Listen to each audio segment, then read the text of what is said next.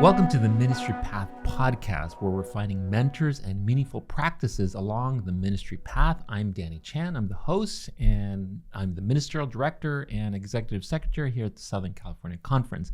I'm being joined by John Cress, our conference president. Welcome, John. Thank you. John. Great to join you. Yes, good. John is the host of the Cultivate Ministry podcast. Is that correct, John? Well, that's a mythical podcast, but it'll come one of these days and be a reality. It's in the works. It's coming. It's you're gonna enjoy that podcast, and we can't wait to launch it.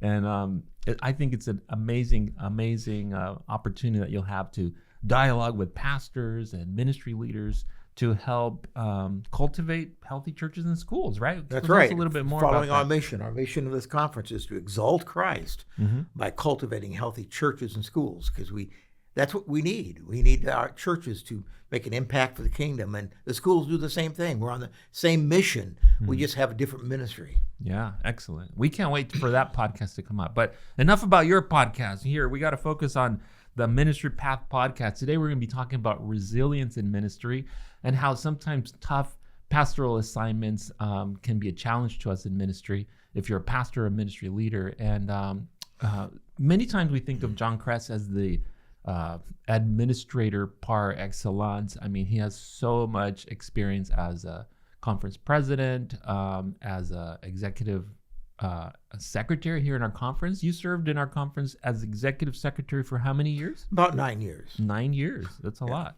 right? Yeah. And then before that, you were serving as an administrator too? Yeah, that was in Potomac, where I was administrator for the pastors. I was vice president of pastoral ministries. Okay. All right. So many years as an administrator, but what I would love for our audience to understand is that you have extensive pastoral ministry experience. How many years did you serve as a pastor of a local church? About 33 years. So that's quite a few. 33 years. Yeah. Wow. Look at that. So that's like a lifetime of ministry, so to speak. And so I wanted to just pick your brain and for our listeners to understand a little bit about what your ministry experience. Today, we're actually breaking ground here. This is historic. You are officially the oldest guest on the Ministry Path podcast. Thank you for that designation. I appreciate that. Yeah, I probably am.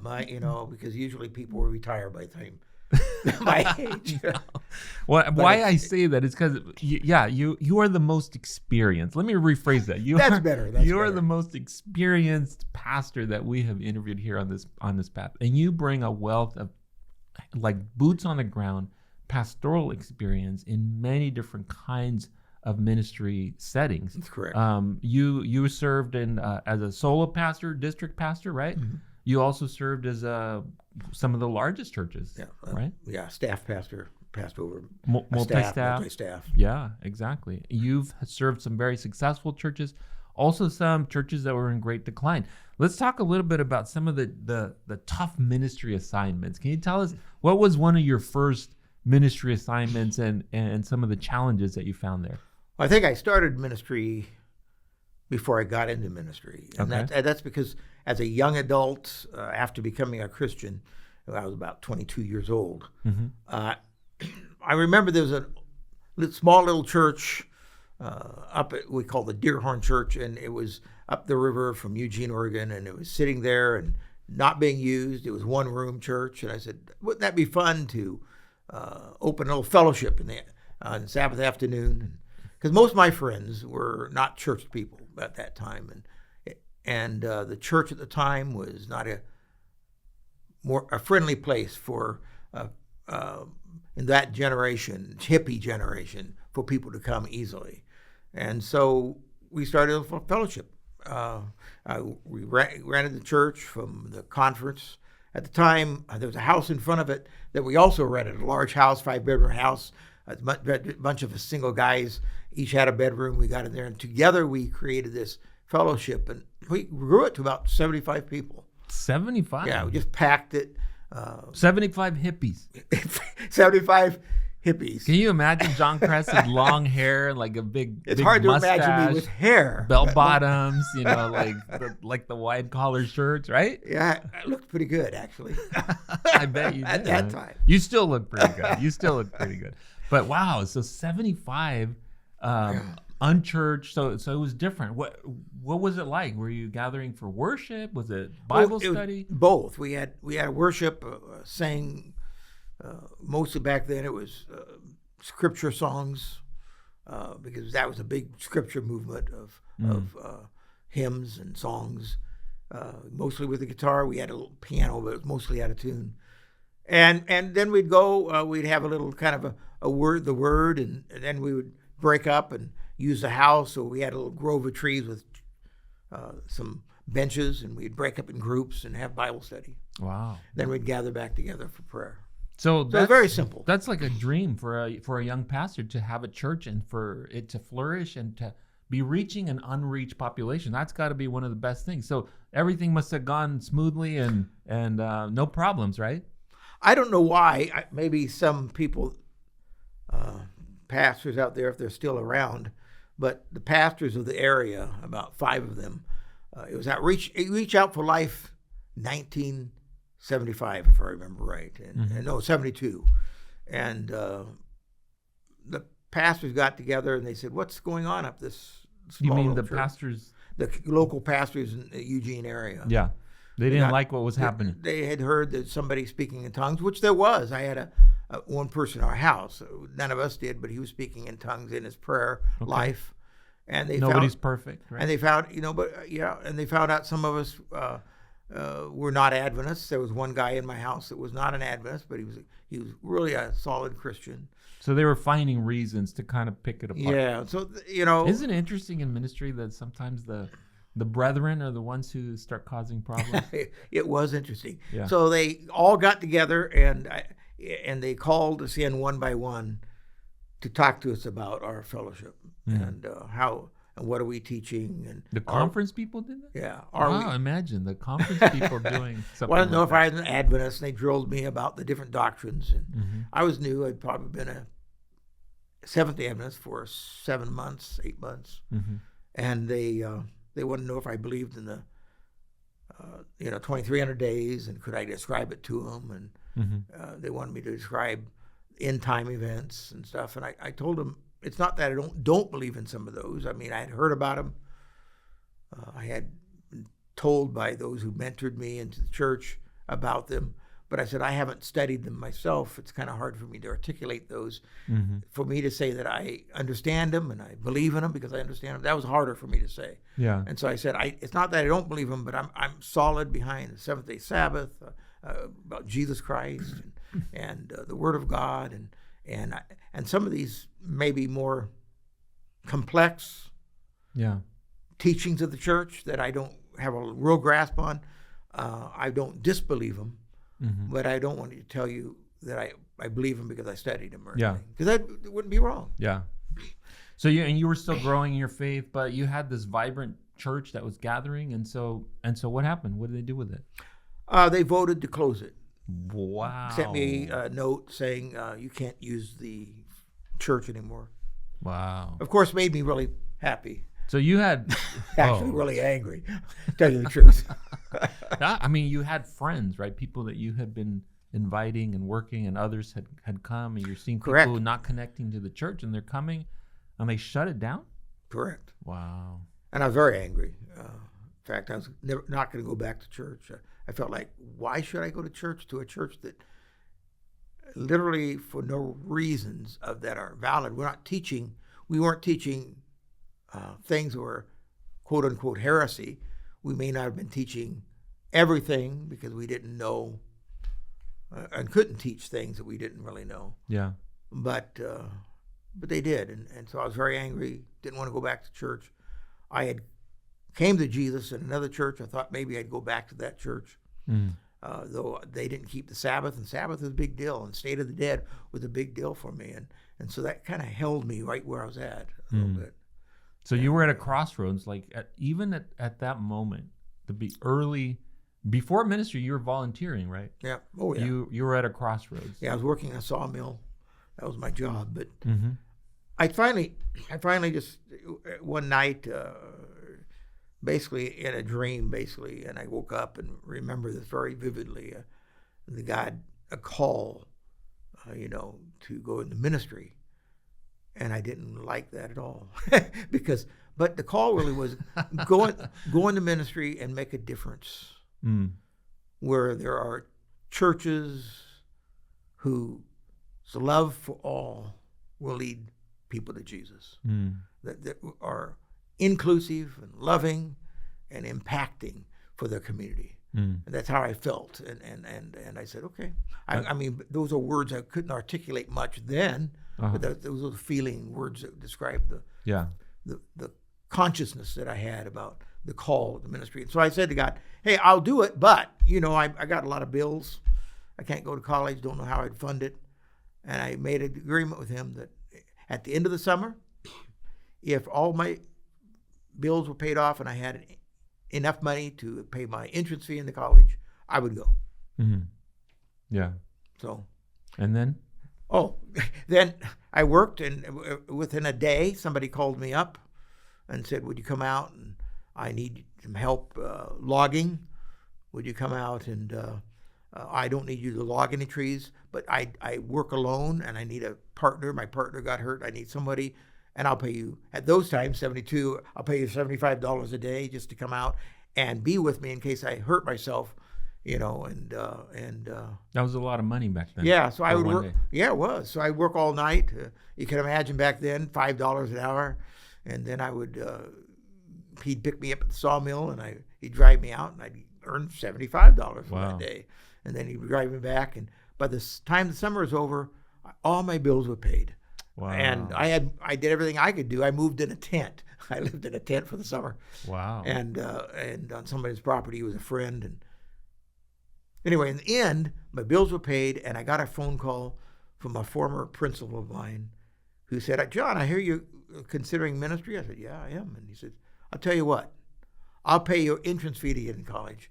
And I said, I will promise to put $500 on your bill every single semester when you're in college. $500, that's a lot of money. That's amazing. Back then. It is, and it's back an amazing then, offer. In the days of like horse and buggy, that was a lot of money. So I hooked up my horses, and I went. Wait, so you had prayed. You were at a crossroads. You had experienced like a terrible disappointment with the organization. Correct.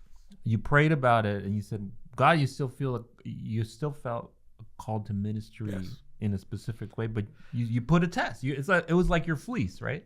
Yeah, but it was kind of a fleece. I never thought of it that way, but I guess it's because I was being influenced through a dream I had, and I felt like maybe I ate pickles last night and it gave me this dream. Mm-hmm. Otherwise, I needed to or spinach, feel not spinach, but I need to feel more like this was really a call from God, that he was really, because I had never thought of ministry. That was the last thing on my mind. Wow. College was even the last thing on my mind.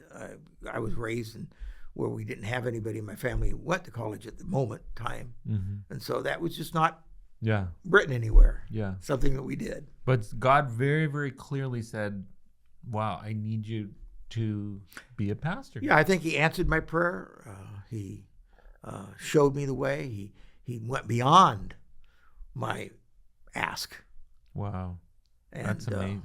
He provided financially, and just out of the blue, someone called you. So very, very clearly, you had this calling into ministry, and then that's how you got your start, right? Yeah. Amazing. But it's amazing to me that you had a very, very tough first ministry assignment, and yet somehow you were able to be resilient. So today, that's what we're talking about. It's like how is it that some situations cause us to shift our focus away from ministry, or we get disappointed, and sometimes some of these moments actually embolden us to move forward into ministry. You've had other tough ministry assignments too, right? The reality is all my assignments haven't been easy. And I don't know if that's all churches, because churches, being a pastor sometimes isn't easy. Yeah. We could talk a lot about that. But my first assignment You know, they didn't have a place to put me when I got out of seminary. All right, so that first church plant, so to speak, that was before you were ministry. So your first ministry assignment, tell us about that. Yeah, I came out of seminary. You know, I went to college and then seminary, and I got hired out of college, and then I went to seminary. And my first after seminary assignment, I was at camp. I was up at the camp, and in Idaho, and being camp pastor because they didn't have any place to put me. So they said, we'll put you up as camp pastor for the summer. And when I got out of that, I went down to the office. It was Spokane, Washington. And they said, John, we're going to place you in this church. You're going to have a district. And one church is a 12-member church up in Chelan, and the other church is in East Wenatchee. It's a church plant. And they have about 75 people already coming, 65, 75. And that's going to be a church. Here's the address of the church. Here's the name and phone numbers of the head elder. Take care. And so I drove 3 hours over. Go introduce yourself, that kind of thing? Yeah. Wait, so your first Sabbath, you show up and you have to introduce there was no installation service. No installation. In fact, I'd tell you that in my first 5 years, I never saw any ministerial individuals, except for when I was ordained. They came over and ordained me. So, 5 years. Wow. Yeah. That's the amazing. first 5 years. Basically, you were on your own. Yeah. Wow. And that church plant, they had already bought some property, and they had had an excavator come in, and they had put the foundation of a 500-member church. They had, when I got there, about 65 people. They want a 500-member church to be in that spot. Interesting. And it was called the East Wenatchee Church. Many people know that. Mm-hmm. And so I said, okay. And so I'm going to try to build this 500-member church I had never built anything. I worked on a sawmill, so I knew what lumber looked like. That was your first ministry assignment, right? So. It was. But I guess, when you're young, maybe you don't know you can't do something. So I said, I talked to my wife. I said, what should I do? And there's a man in a church across the river who built different type of facilities for seniors, like retirement centers and stuff, all over the Northwest. And he lived there, had his offices there. And I said, he knows how to build. I didn't know him, but I made an appointment with him and went over, and he was an Adventist, and I introduced myself, told him I was at a seminary, my first assignment, didn't know anything about building. Would he mentor me through this process? And it became a godsend again. And when I left there, the whole church when I left there 5 years later, I left, but the whole church was enclosed, the building, roof, and we were using the one end of it. Wow. And I had finished the other end of the Sabbath school wing and a fellowship wing. Those two wings were done. The sanctuary we didn't need yet because I left with 118 people. And so when I left, those were done. Wow. And that's so amazing. God did it because God used somebody else. As a young pastor, first ministry assignment, and you were able to do that. Yeah. But you mentioned something that's really interesting. Is that here you are, you're all alone. You didn't have ministerial support, right? You were kind of on your own, but you felt it was important to reach out to somebody who could mentor you, someone who wasn't even in ministry, but someone who understood kind of some of the processes that you would need to build a church, right? Correct. Talk to us about that mentorship. How did you meet, and how was he helpful to you in ministry? Well, it wasn't so much ministry as it was this facility, which is a pastor's. Okay. If I'm called like to that. the logistics of the construction. Logistics. Yeah. For instance, how do I fundraise? Mm. How do I divide this project up, which is an enormous project, even back in the 70s, enormous project. How are you going to build this? And so he helped me design 3 phases so I could do it in phases. He helped me fundraise. He became not just a mentor in helping me know the steps to take and how to get the right electrician and plumber and do that in a way that keeps the cost down and utilize as many volunteers as I can. But he helped me in choosing how to fundraise, in that he would say to me, hey, he was at Seventh-day Adventist, and he said, I'm going to support you all the way. And he'd say, look, I'll give you, for the next $10,000 you raise, I'm going to give you $1 for every $2 you raise. Wow. So he would help financially, so I could go and cast this vision of what's our next step, and he helped me budget it the next step so I could hit the target. Yeah. And to encourage givers. So he was a big encourager. Yeah. Big encourager, both what he gave, the wisdom he gave me on building, and also just somebody I can go with my frustration. Yeah. And say, hey, this is not happening. How do I get to this next level? So it sounds like you had God gave you the insight to get some support from somebody who really helped you in an area that you were not strong in. So that's really, really helpful. Now, you've had other tough ministry assignments. I know that you went to, I remember years ago you told me about when you went to Colorado, was it? And you came to a church that was kind of struggling. Yeah, you didn't always walk into like a church that was running and humming on all cylinders and all that. Every church I've gone to after this first church, up into my last church had issues walking into it. For one, I went into, the pastor had to leave for moral issues, so the church had a lot of uneasiness and brokenness. And the next one, who's a very successful church in Placerville for me, the pastor had some arguments and stuff and disagreements between the baby boomers who were there at the time, and he was a good man, but he ended up leaving, so the church was divided. But the one church, and that's a significant church. It's a very vibrant. At the time we had about, it was a good church, and at the time we had about 200 attending, or something around 200 attending, and about 400 members. And when I left there 10 years later, they had 800 members. Wow. And we were in 2 services because we had about 600 attending. 600 attending. Yeah. Wow. So when you came, it was 250. Right. By the time you left, about 600. Yeah, and that was just round numbers. But yeah, God blessed there as a moment of, it was tough at the beginning, But I learned. That's where I learned. I don't know if you want to talk about it. Yeah. Let's go. What did you learn about those difficult situations? How do you turn a church around? Yeah, because in the church I talked about where the moral issues took place, I started studying leadership, and I think I did not learn leadership in university, Andrews, at college.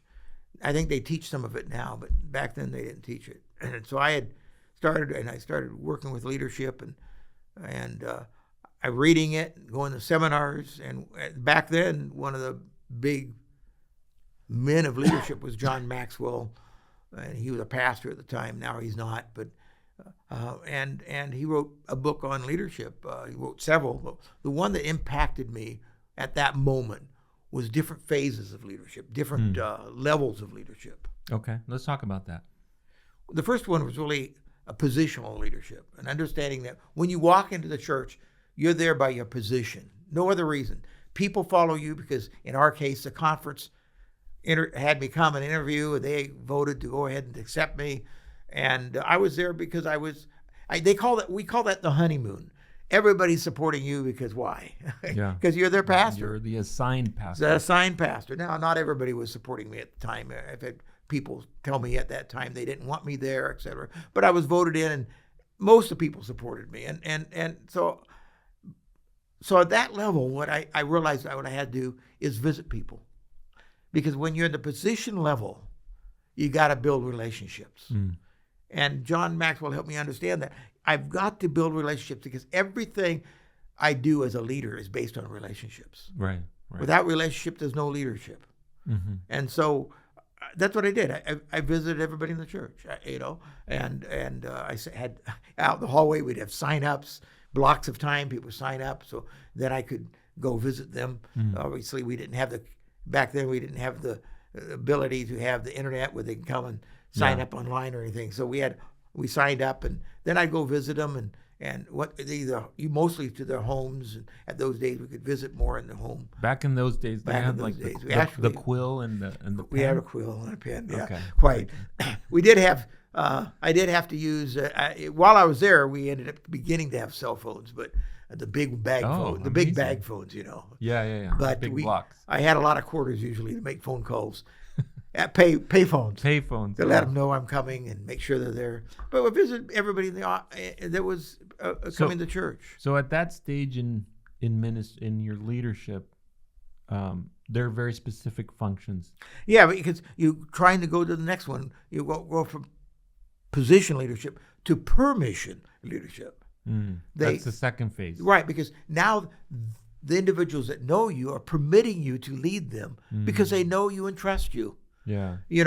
Nobody trusts people when they don't know them. They extend trust. Yeah. In the permission level, they extend trust to you because they're giving you position. You're the position, so we should trust you. So they extend it to you, but now they give it to you.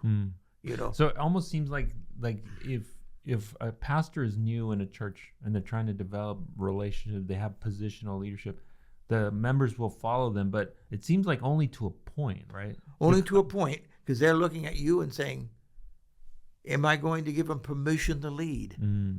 So you got to earn that next. Yeah, you got to learn that next level, right? Right. Okay. So that's the second level. And then as you work through that, then they think, so what are you going to do for the church? Okay, we're giving you permission to lead, but what are you going to do?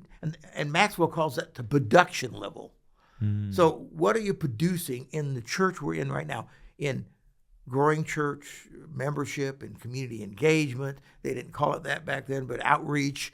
What are you doing in bringing new members to the church? How are you leading us in a way that we're making a difference, producing something in our church?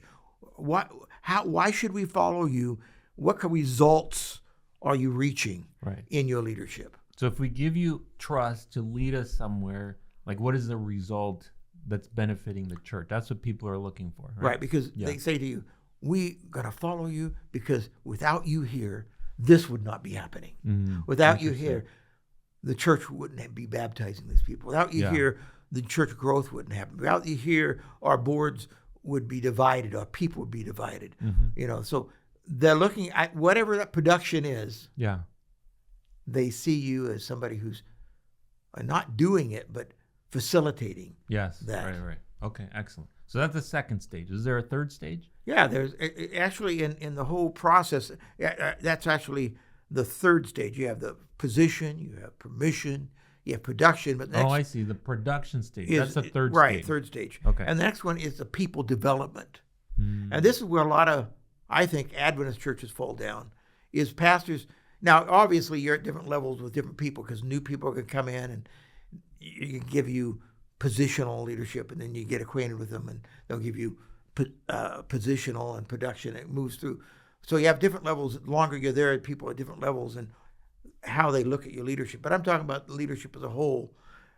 You go into a people development, and a lot of times pastors say, I don't know how to go to that level. How do I equip my people? And how do you lead my people to equip them or help them grow? And so in this particular church, we funded people to go to different seminars, to go to different trainings. I could do some training, but most pastors, they don't know how to do training. Or they don't have time. So you're saying that sometimes it doesn't mean that the pastor has to do all of it. Right. But the pastor can develop opportunities. Facilitate, yeah. So the people around you are saying, because of you're here, I'm a better Christian. Because you're here, I'm using my gifts in a more effective way. Because you're here. And so they see you in light of what they're becoming. Not the church as a whole, but how they as a leader, how they as a member are moving through a process, whether it's learning to study the Bible effectively for themselves, whether it's learning to lead, be a new leader, be an elder, how to be a better greeter in the church, a better Sabbath school teacher, a better Pathfinder leader, whatever that is. Yeah. So the levels of leadership are, the first one is position. Correct. The second one is permission. Right? They're giving you permission. Correct. The third one is? Production. That's the one where they're... Well, what's you doing for the church at large? For the church? And then people development. People development. Are you developing the people that are your leaders? And also not forgetting those who aren't leading. So there's all different levels of leadership. In one church, for instance, I did once a year I would have a leadership weekend, and we would do trainings on Sabbath afternoon and Sunday, And we'd have all sorts of different trainings for different. We'd have specific trainings for audio, video. We have trainings for elders. We have training for spiritual gifts. We have trainings for greeters. And I couldn't do all those trainings, so I would ask my fellow pastors in the city I was in. This was in Denver. Would you help me? And they would come over and help me. So different pastors, I'd ask a member of the church who's very good at something, like if maybe they were working at a hotel and they were very good at hospitality. Could you come and train my people, our people, about hospitality? Yeah, those kind of things. And so then we do it. Then I got better at training people. But moving to that next level of people production development, I guess today we might call it discipleship. Are you discipling people? Are you mentoring people? Yeah. It's here in our conference, we're having an equipping type of leadership development event, and that is called Equip 25. Right? That's right. That's coming up, right? That's right. That's kind of similar to that, right? Yeah, September 6th at the Vallejo Drive Church. Yeah. At 3 o'clock, I think, in the afternoon. Yep. And members are going to be trained. There's different classes that they can come to. They can go to the website and our website, conference website, and they can sign up, register. Yep. And for classes, you'll be able to take 2 classes out of the 18 being provided, because they're in two different tracks. Yep. And there's all sorts of classes. Yeah. And pastors can invite their members, their leaders, to come and to be trained, and that's part of that people development process, right? Yeah, it is. In fact, the wonderful part of that is, I think for the first time in a long time, the region directors are working together on this in a fantastic way. That's right. Our region directors are fabulous and working together and building this for the churches, building this equip for the churches to provide this. Yeah, it's going to be exciting. So the 4 levels we've talked about is position leadership, permission leadership, production leadership. That's the 3rd level. People development? Correct. Okay. Are there any other levels? There is rarely, and I've never ever reached that level, but it's called pinnacle, and it's pinnacle leadership. Pinnacle leadership, and it's the rarest type of leader. You're known not just in your church, but you're known everywhere for your accomplishments. We have some pastors in Adventism like that. I think about Mark Finley. Dwight Nelson has now retired, but he was known everywhere. I think Randy Roberts is one of those pinnacle leaders. You trust him, like a legacy pastor. A legacy pastor. You trust him. You even those who don't know him personally, that aren't under their leadership and their teaching, they trust him. Yeah. And if he speaks, some of them trust him more than their own pastor. Yeah. I mean, because they've risen up and proven themselves to be great leaders. Yeah. And made a big difference for the kingdom of God. Mm-hmm. Yeah. So those are the 5 levels, basically. And I think maybe some pastors who are in a church for a long time, maybe they get to that level in their community, but maybe not necessarily in other contexts. So if you were a young pastor, if you're a pastor who is new in a church, how would what advice would you give them about these levels of leadership? Well, we're talking about resilience, and I think part of resilience is related to understanding where you are in your leadership. Oh. Because if you're trying to do things that your congregation is not ready for, because they may not trust you, they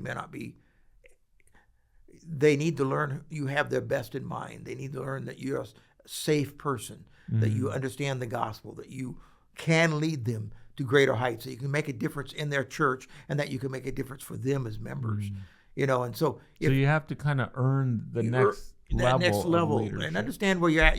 Sometimes you get in situations where you need to jump over a level in order to accomplish something, but you can't do that too often without rattling the cage, so to speak, and getting some resistance. You're always going to have resistance.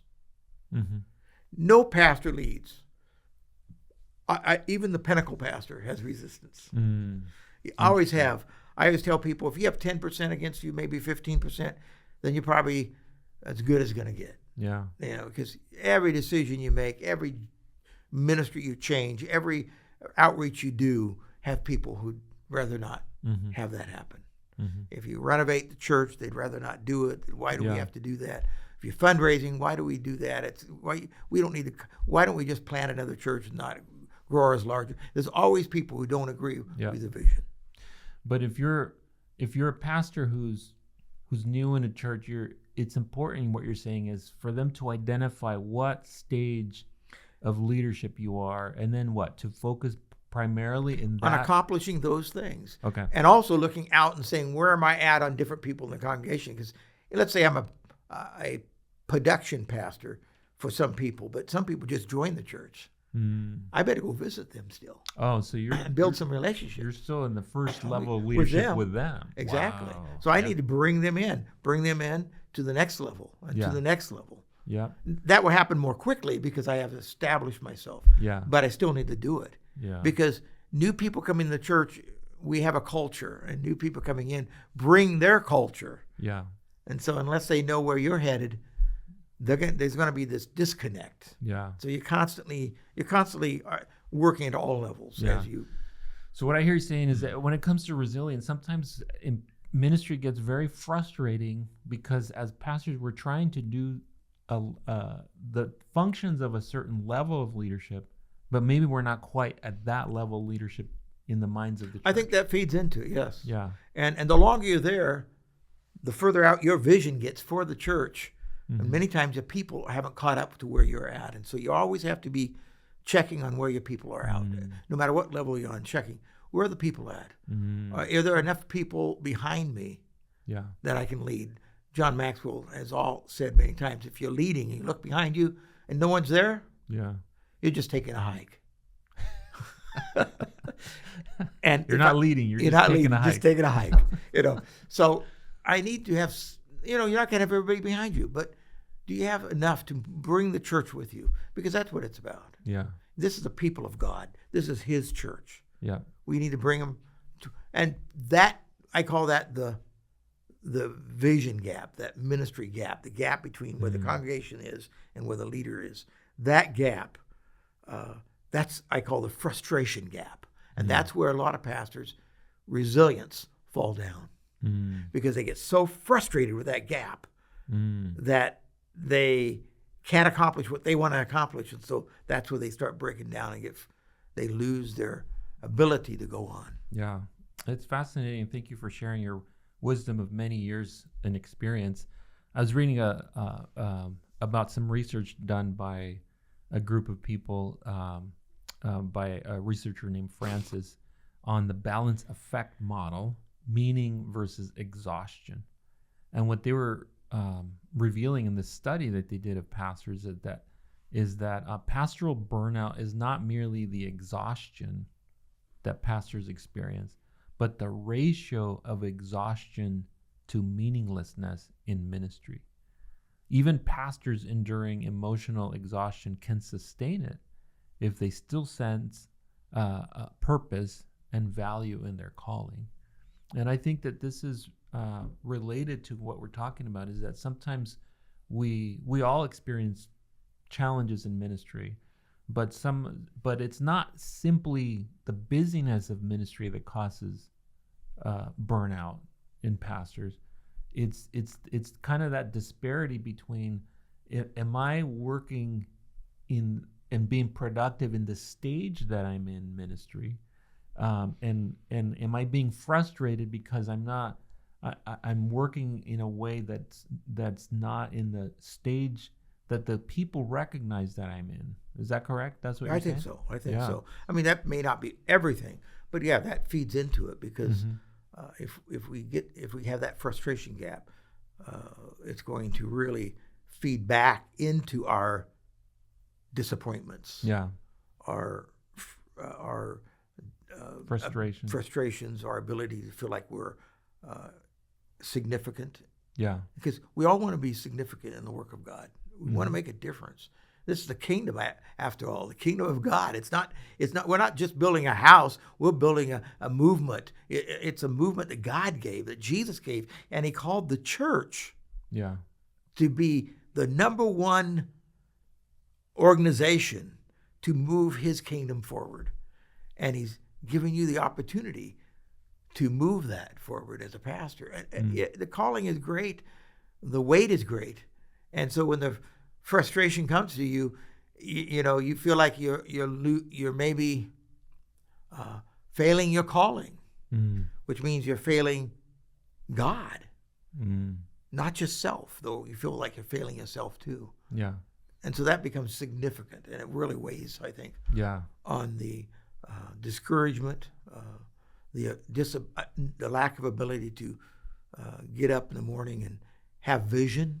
Yeah. The next step. That's right. And so you're caught up in doing tasks that become more meaningless, and they may do some things and get some things done, but they don't thrill your heart. They don't cause you to thrive in Jesus. And you start burning out and maybe not spending as much time as you used to spend with Jesus, which adds to that journey. That's another healthy practice of resilience is having your prayer time and your meditation time on the Word. And sometimes when you start to just pile on the busyness, that kind of gets pushed out. So 33 years of pastoral ministry experience. Thank you, John, for sharing with us some of the ways that you have found resilience in your ministry. And here you are, how many years later, still serving in ministry despite the challenges of ministry. We want to encourage pastors and ministry leaders out there to consider the stages of ministry and focusing on what those stages are, and also to continue, like we've talked about before, some of these healthy boundaries that we've talked about, developing a community of support, reaching out to mentors so that they can support us as well. Thank you, pastors and ministry leaders, for all that you do in the ministries of the Southern California Conference. And thank you, John, for sharing some of your wisdom with us here at the Ministry Path podcast.